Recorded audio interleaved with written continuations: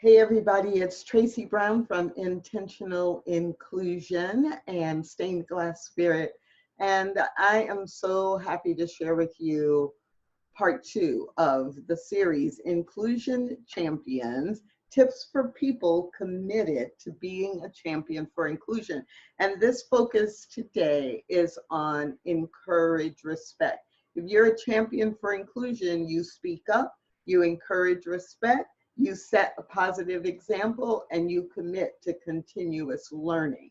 And today we are going to focus on this encouraging respect and what that means, and just some tips to help you keep that in mind as you move forward. So I'm going to share 4 tips with you that will either help you establish respect, mutual respect, or will help you maintain mutual respect in multicultural situations. Are you ready? Okay, well, let's go. So one of the things that's really important for you to do is to listen to understand. And that's not always easy because most of the time we listen in order to respond or in order to correct. We listen long enough to figure out what we're going to say. But when we begin to listen so that we are only focused on understanding what the other person or the members of the other group are saying or meaning, then that allows us to demonstrate respect, but also create the safe environment that allows respect to flourish. There are no degrees of human freedom or human dignity. Either you respect another person or you don't. James Cone. Tip number 2, ask who is missing. So often we get so busy doing our thing or doing our work that we forget that we may be missing the perspective or the experience of someone or some group that will be directly impacted by the decision we make or the program we present. And so I love Ken Blanchard's quote, none of us is as smart as all of us.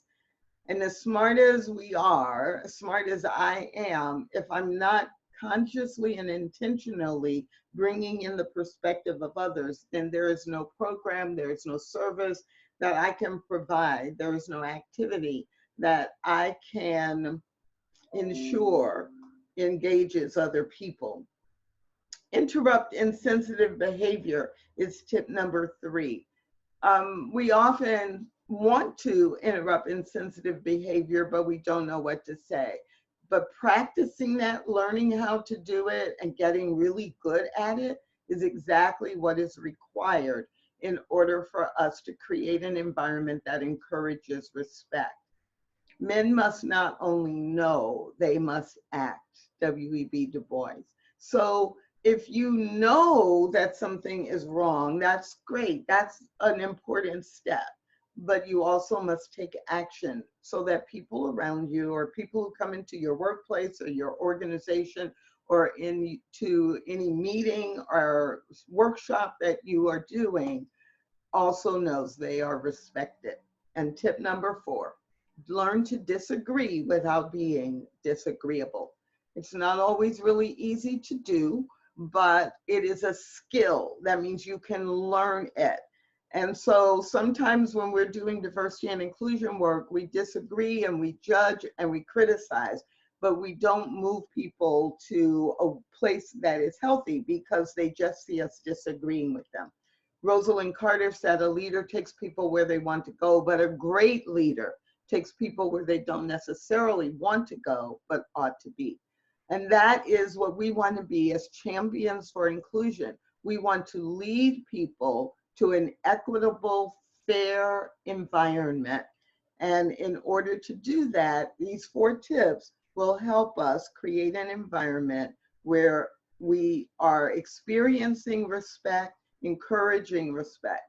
It is up to us to play this critical role to encourage respect in every part of our organization, and in fact, in all parts of the world. So encourage respect. 4 tips to establish or maintain mutual respect in multicultural environments. I hope that at least one of them really resonated with you and that you're able to take this kind of action or build these kind of skills in your life. This is one part of a 4-part series, Inclusion Champions, tips for people like you who are committed to being a champion for inclusion. Champions for inclusion speak up, encourage respect, set a positive example, and commit to continuous learning. And if there's anything I can do to help you do that, please stay connected with me, tracybrown.com, or email me at tracy@tracybrown.com.